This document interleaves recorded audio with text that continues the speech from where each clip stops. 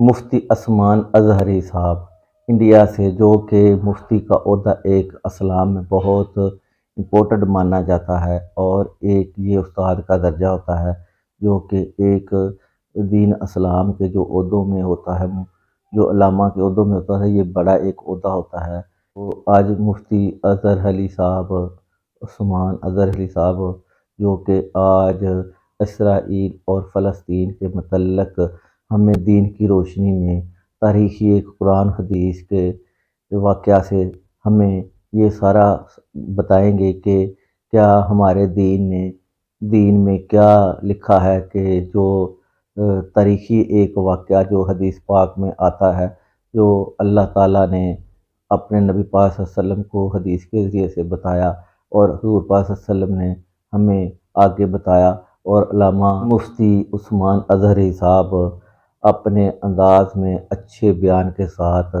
ہمیں وہ آج وہ سننے والے ہیں کہ انہوں نے اسرائیل اور فلسطین کے متعلق کیا فرمایا۔ چلو ہم مل کر سنتے ہیں کہ کیا انہوں نے بتایا ہے۔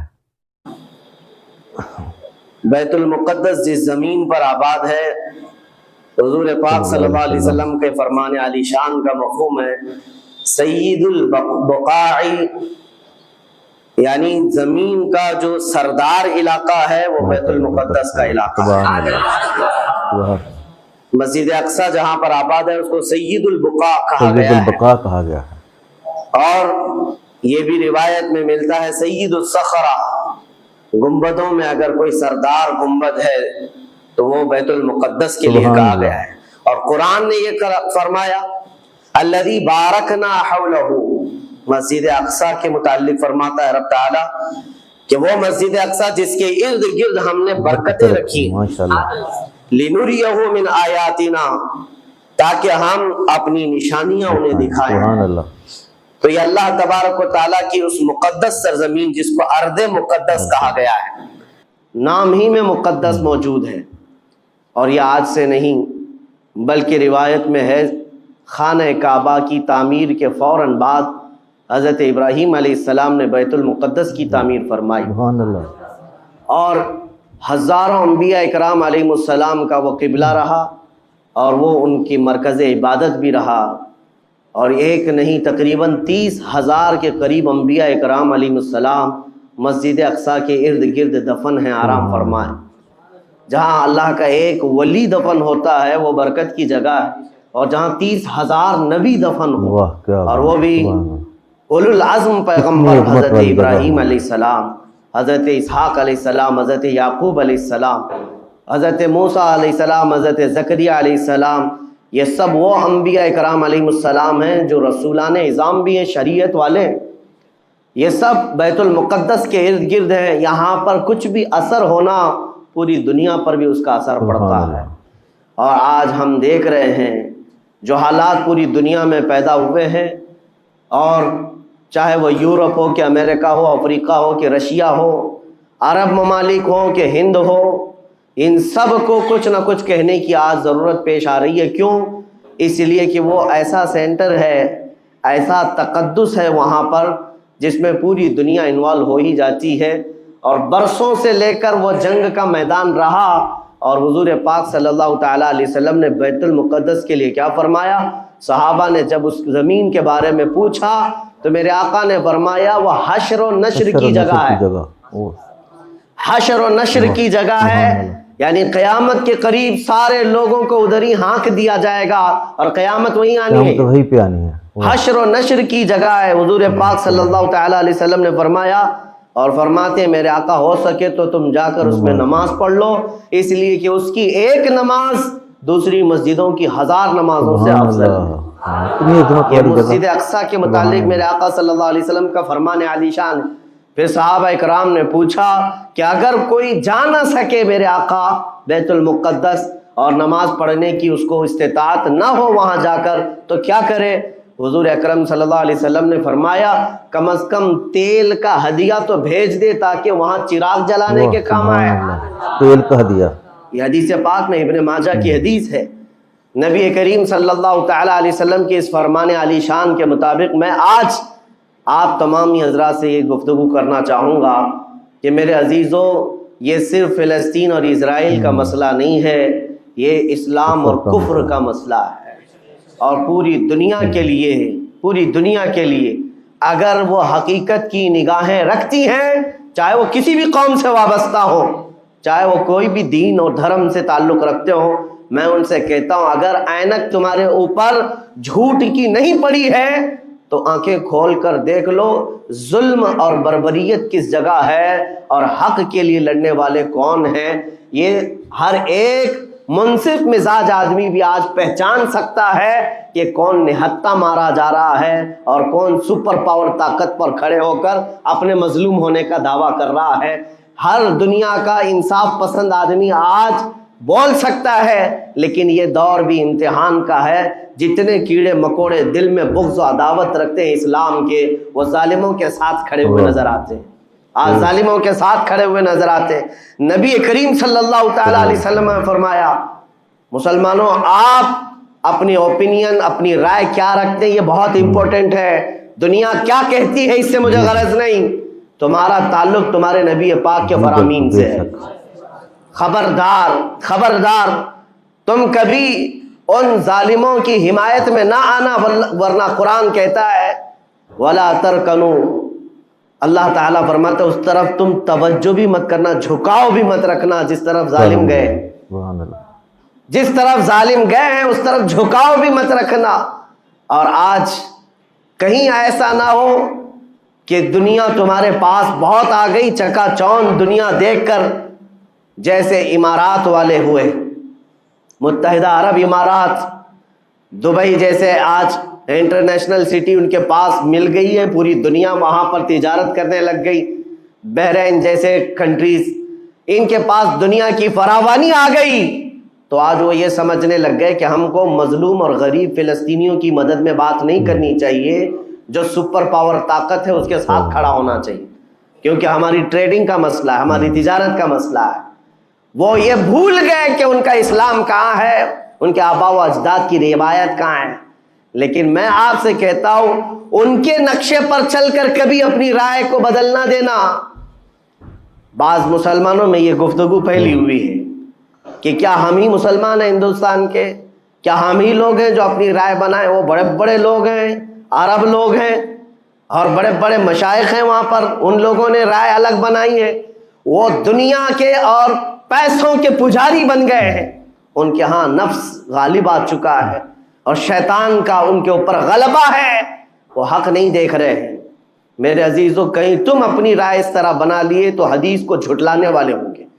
اللہ کے حبیب صلی اللہ علیہ وسلم کی حدیث سناتا ہوں، حضور پاک صلی اللہ علیہ وسلم فرماتے ہیں لا تزال عصابۃ من امتی یقاتلون علی ابواب دمشق وما حولها وعلى ابواب بیت المقدس ظاہرین علی الحق۔ حضور پاک صلی اللہ علیہ وسلم فرماتے لا یضرهم خذلان من خذلهم ظاہرین علی الحق الی ان تقوم الساعہ۔ میرے آقا فرماتے ہیں قیامت تک میری امت میں ایک جماعت ایسی ہوگی جو دمشق کے دروازوں پر اور بیت المقدس کے دروازوں کے اطراف میں حق کے لیے کھڑی رہے گی قیامت آنے تک، حق کے لیے کھڑی رہے گی۔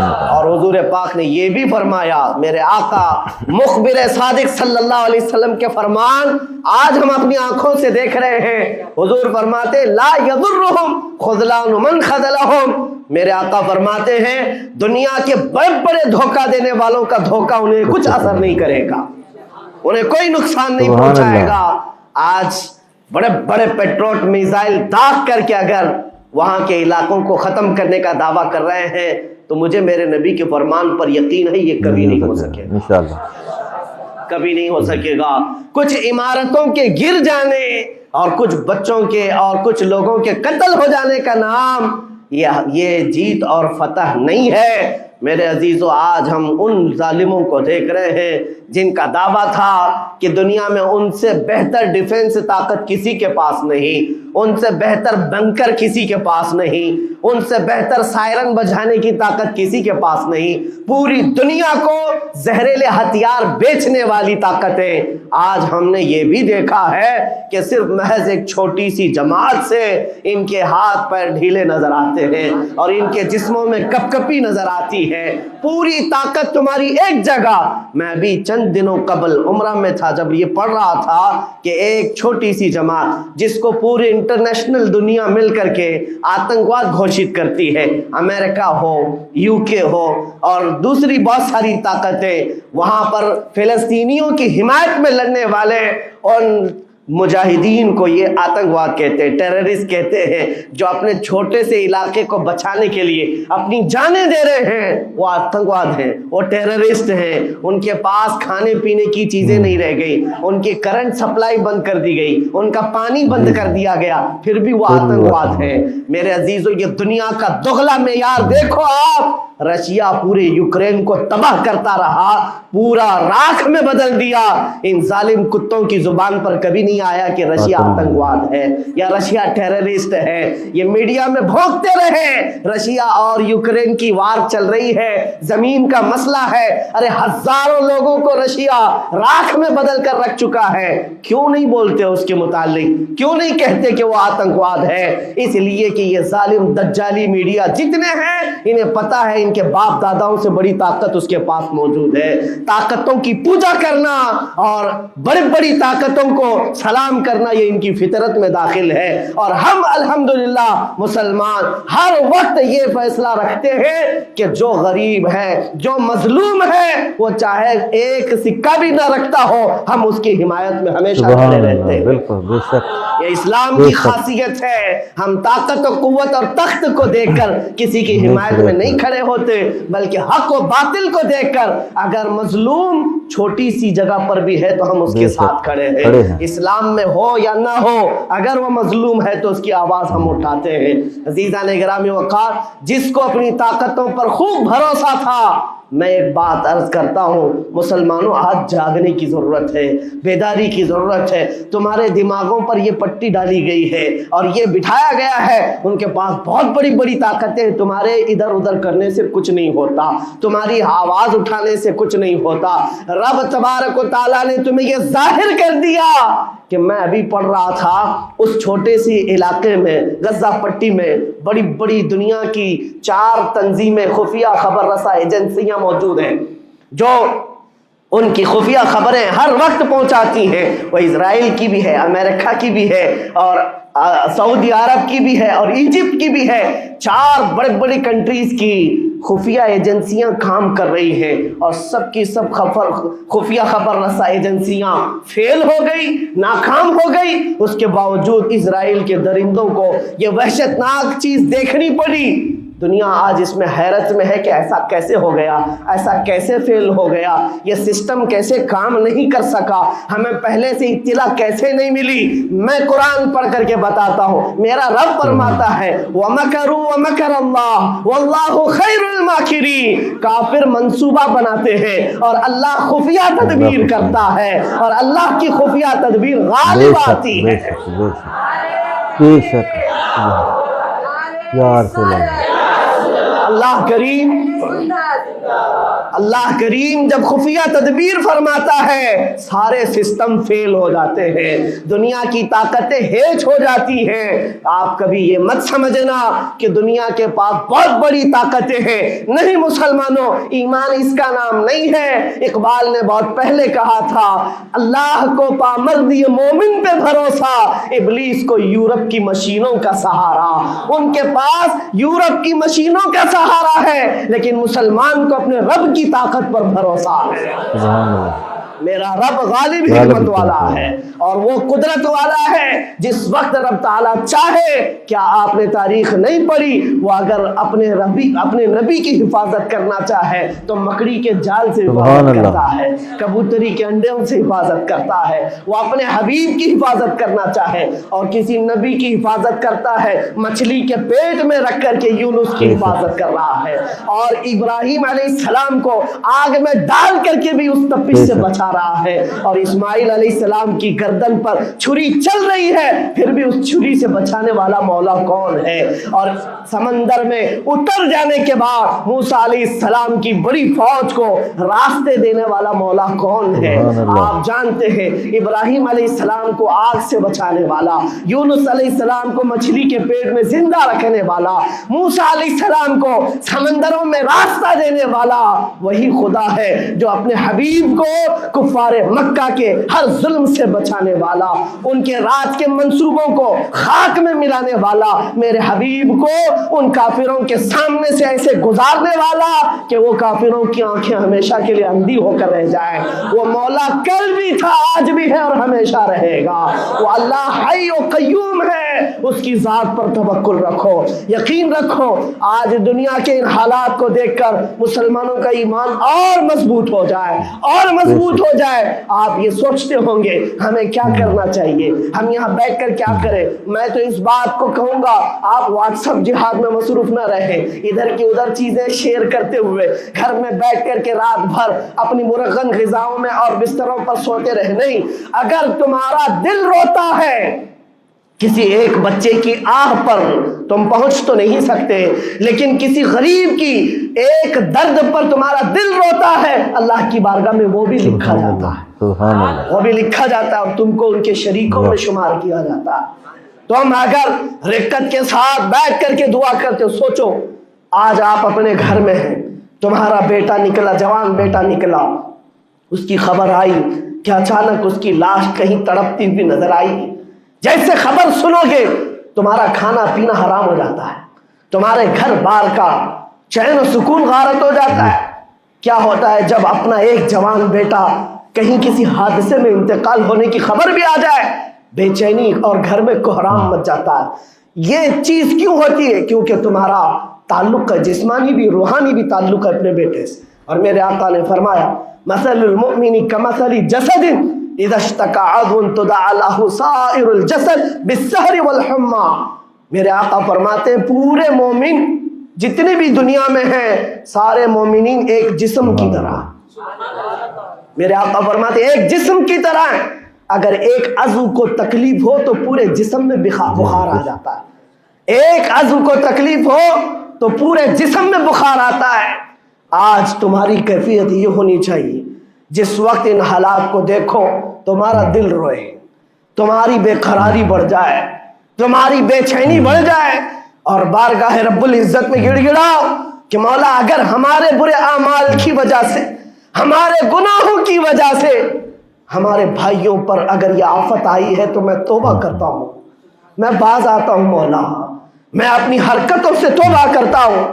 آج تمہیں پتہ ہے یہ آج کا حادثہ نہیں، اس دنیا کو میں جتنا کوسوں کم ہے، جو دغلی پالیسی رکھتے ہیں، جو ڈبل سٹینڈ رکھتے ہیں، ان کو جتنا بولوں کم ہے، میں ڈرتا نہیں ہوں اس بات پر، لیکن آج دل بھرا ہوا ہے ان مظلوموں کی آواز کو سن سن کر کے، جن کے گھروں پر رات بھر بمباری ہوتی ہے، جن کے شہر کا پورا بادل پٹاخوں سے نہیں میزائلوں سے روشن دکھتا ہے۔ میرے عزیزوں کیسی راتیں وہ گزارتے ہیں، ماں رات کو اپنے بچے کو گلے سے لگا کر سوتی ہے، اس کو یقین نہیں ہوتا صبح تک میرا لال میرے ساتھ رہے گا، انہیں پتہ بھی نہیں ان کے دروازوں پر موت دستک دے رہی ہے۔ 5000 سے زیادہ راکٹ داغ کر کے ابھی بھی ختم نہیں کیا گیا، اور ظلم اتنا ہونے کے بعد حیرت ہوتی ہے اس دگلی دنیا پر میڈیا میں بار بار یہ کہا جاتا ہے ان آتنکیوں کا خاتمہ کیا جا رہا ہے، آتنکوادیوں کو نیست و نابود کیا جا رہا ہے، جن کی زمین پر 70 سال سے قبضہ کر کے بیٹھا ہے، دنیا اس پر کچھ نہیں بولنا چاہتی، کچھ نہیں بولتی۔ آپ کو پتا ہے ہسٹری جنہوں نے پڑھا نہیں وہ آج بھوک رہے ہیں، جن کو تاریخ معلوم نہیں ہے وہ ٹپنی دینے کی کوشش کر رہے ہیں، ان کو اپنے باپ داداؤں کی تاریخ نہیں معلوم، یہ فلسطین کی تاریخ پر چل پڑے۔ پتہ ہے 1917 میں صرف 4000 یہودیوں کو رہنے کی اجازت دی گئی تھی، جب یہ پوری دنیا سے مارے مارے گھوم رہے تھے، ان کے لاکھوں یہودیوں کو مار کر ختم کیا گیا تھا۔ اس وقت فلسطین میں 4000 یہودیوں کو پناہ دی گئی تھی، اور یہ 4000 سے بڑھتے بڑھتے بڑھتے پوری دنیا سے ہجرت کر کے آتے رہے، 1948 میں انہوں نے اپنے ملک کا اعلان کر دیا. دنیا کو یہ نہیں پتا ہے, صرف 4000 آج سب پتا ہے. یہودیوں نے نقشہ دیکھ پوری دیکھ کر دنیا کے پہ سب چھا شیئر گئے. کر رہے ہیں. 1970 میں اتنا تھا اسرائیل, 40 میں اتنا ہو گیا, پھر 67 میں اتنا ہو گیا, سب شیئر کر رہے ہیں. تمہاری عقل ماری گئی ہے جب دیکھ رہے ہو کہ ایک ظالم آدمی کسی کے زمین پر قبضہ کرتا کرتا کرتا پورا بڑھ گیا. اب جو مظلوم تھے ان کی اپنی زمین بھی نہیں باقی, ان کی حکومت نہیں ہے, ان کی ایمبیسی نہیں ہے, ان کا کچھ نہیں. ایک شہر لے کر بیٹھے ہیں, وہ بھی ہضم نہیں ہو رہا.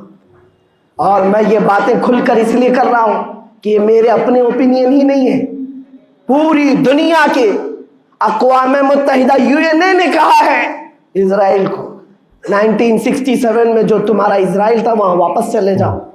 لیکن یہ دادا گیری ایسی ہے کہ وہ کسی کی نہیں مانتا, نہ UN کی. یہ سب چیزیں دنیا کو معلوم ہے, پھر بھی دنیا یہ کہتی ہے اسرائیل اپنے ڈیفنس میں کام کر رہا ہے, اپنے ڈیفنس میں کام کر رہا ہے. ایک کتے کی موت ہوتی ہے تو پوری دنیا بل بلاتی ہے, اور یہاں روزانہ ہزاروں فلسطینیوں کو قتل کر دیتے ہو. تم قتل بھی کرتے ہو تو چرچا نہیں ہوتا, ہم آہ بھی کرتے ہیں تو ہو جاتے ہیں بدنام. یہ حالات آج پیدا کیے گئے. میں آپ حضرات کو یہ بات کہنا چاہوں گا, یہ ایمان کے مضبوط کرنے کا وقت آ چکا ہے. میرے آقا کے فرمان پر یقین کرو, اللہ کی مدد آتی ہے, اللہ کی مدد آ کر رہے گی انشاءاللہ. اور انشاءاللہ یہ آئے حالات گی. آپ دیکھ رہے ہیں. میں ایک بات اور بتا کر اپنی گفتگو کو سمیٹتا ہوں. کثرت سے ان کے لیے دعائیں کرو, کثرت سے دعائیں کرو, اور اپنی غلط عادتوں سے باز آ کر اللہ کی بارگاہ میں مانگو. ظاہر سی بات ہے, حرام کھاتے ہو اور کسی کے لیے دعا کرتے ہو, کہاں دعائیں جائیں گی؟ اب جو بات رہ جاتی ہے یہ کچھ دنوں کے لیے ہے. وہ بھی امتحان دے رہے, ہم بھی امتحان دے رہے. یہ امتحان کی گھڑی گزرنے والی ہے, اور قیامت کے قریب میرے آقا کا فرمان حق ہو کر صاف ظاہر ہوگا, صاف ظاہر ہوگا, پوری دنیا دیکھے گی انشاءاللہ. بعض روایات میں ہے کہ حضرت سلیمان علیہ السلام کی روایتیں بھی بیان کی گئی کہ آپ نے فرمایا کہ یہودیوں کی ایک ریاست قائم ہوگی, اور صرف 50 سال کے بعد ان کی ریاست کے قائم ہو کر 50 سال کے بعد قیامت کی بڑی نشانیاں سامنے آ جائیں گی. اب وہ حالات آ گئے, چند سالوں کی بات ہے. جتنا خون بہایا تھا وہ خون ختم ہوگا, اور خون شہیدہ سے صبح بہارا آئے گی, اور ایک دن پوری دنیا دیکھے گی جب بیت المقدس پر اللہ اکبر کی صدائیں گونج رہی ہوں گی, اور امام مہدی کا ظہور ہوگا. امام مہدی آئیں گے اور پوری دنیا میں صرف اور صرف اسلامی پرچم لہرائے گا انشاءاللہ العزیز. میرے آقا صلی اللہ علیہ وسلم فرماتے قیامت کے قریب تم دیکھو گے ہر چیز یہودیوں کے خلاف ہوگی, حتیٰ کہ پتھر بھی تمہیں کہیں گے یہودی یہاں چھپا ہوا ہے, پتھر بھی کہیں گے. اور حضور نے فرمایا کہ یہ ہو کر رہے گا, ہو کر رہے گا. اس لیے ان کی طاقتوں پر نہ جاؤ, ان کی قوتوں پر نہ جاؤ. آج جب ایک چھوٹی سی جماعت نے تمہارے ڈیفنس سسٹم کو للکار کر رکھ دیا ہے, وہ وقت بھی آئے گا جب خدائے جلال و جبروت والے مالک خدا کو, اللہ کریم کو جب یہ دکھانا ہوگا کہ اللہ تعالیٰ ایمان والوں کی کیسی مدد کرتا ہے, تو وہ دن بھی دیکھو گے جب کیڑے مکوڑے اور حشرات کی طرح ظالم حکومتیں فنا ہو جائیں گی.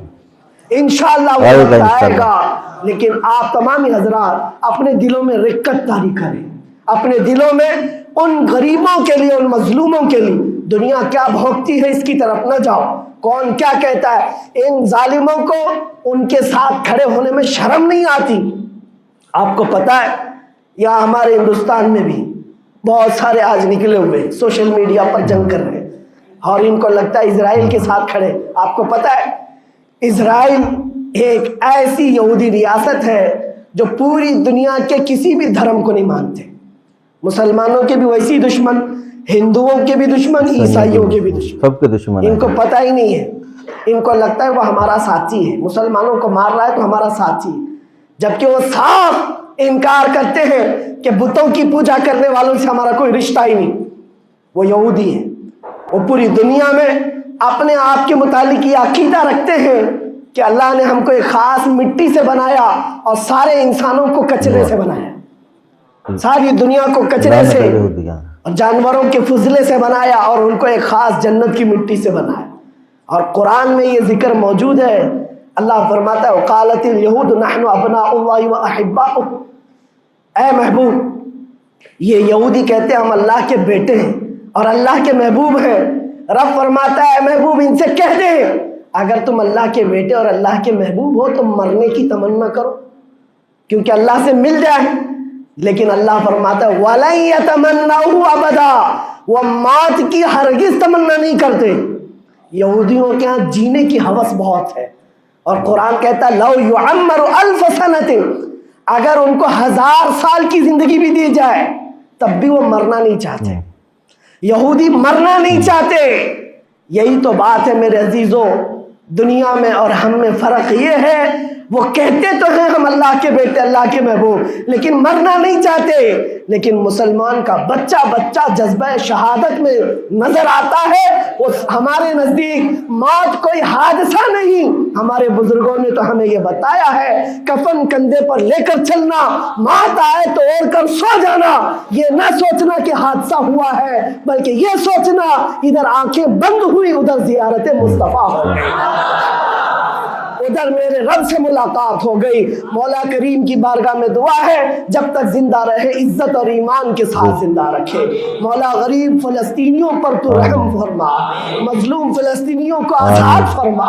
ऐ करीम अरहम राहिमीन, तूने फरमाया जब बंदा मुझे मुसीबत में पुकारता है मैं उसकी पुकार को सुनता हूँ। ऐ मौला आज फिलिस्तीनियों से ज्यादा कौन मजलूम है, उनसे ज्यादा कौन मुसीबत में है और तुझसे ज्यादा कौन रहम करने वाला है। ऐ मालिक और मौला उन पर रहम की बारिशें फरमा, ऐ अल्लाह उन पर रहम की बारिशें फरमा और जालिम ताकतों को फना फरमा दे, उनको नीस्त नाबूद फरमा, उनको कैफरे किरदार तक पहुंचा, इस्लाम और सुन्नियत का बोलबाला फरमा, कुफ्र और शिर्क का मुंह काला फरमा। वसल्लल्लाहु तआला अला खैरि खल्क़िही मुहम्मद व आलिहि व अस्हाबिही। तो नाजरीन ये थे मुफ्ती सलमान अज़हरी साहब जो इल्म से हमारे दिलों को रोशन कर रहे थे और उन्होंने काफ़ी कुछ बताया कुरान हदीस के हवाले से, जो कि फ़लस्तीन और इसराइल में जो कुछ हो रहा है ये एक तारीख़ी वाक़या है। ये हुज़ूर पाक सल्लल्लाहु अलैहि वसल्लम ने पहले ही सब कुछ बता दिया था। अपनी गुफ्तगू से हमारे दिलों को रोशन फरमा रहे थे। तो उम्मीद करते हैं ये वीडियो आपको पसंद आई होगी। अगर ये वीडियो आपको अच्छी लगी तो वीडियो को लाइक और चैनल को ज़रूर सब्सक्राइब करें। आप देख रहे हैं यूट्यूब चैनल अली टेक। तो हमें इजाज़त दीजिए। अल्लाह हाफिज़।